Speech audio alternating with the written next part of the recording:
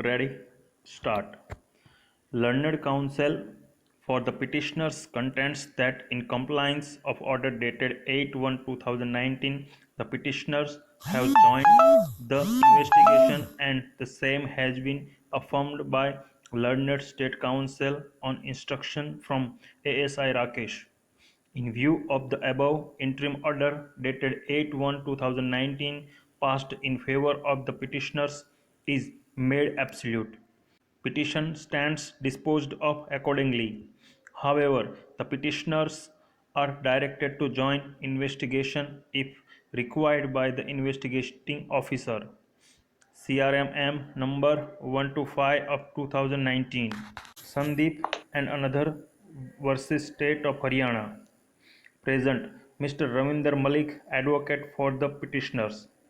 Learned counsel for the petitioners submits that the petitioners have been implicated in the case on the basis of general and vague allegations and no specific injuries has been attributed to them.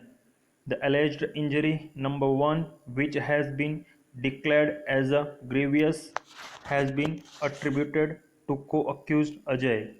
The FIR in question was registered on the basis of statement made by one Anup, but no allegations are there against the petitioners. The petitioners are ready to join investigation. Notice of motion for 6/3/2019. Meanwhile, the petitioners are directed to join investigation and in the event of their arrest, they shall be released on interim bail to the satisfaction of the arresting officer. They shall join the investigation as and when required by the arresting officer.